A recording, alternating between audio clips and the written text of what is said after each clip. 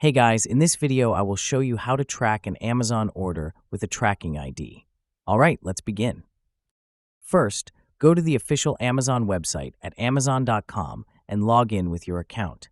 Once you're on the homepage, click on Returns and Orders at the top right corner.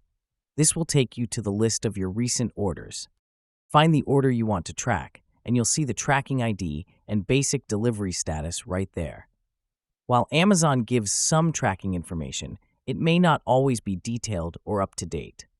If you want more accurate tracking, you can use a third-party website like parcelapp.com. Visit the site and enter your Amazon tracking number.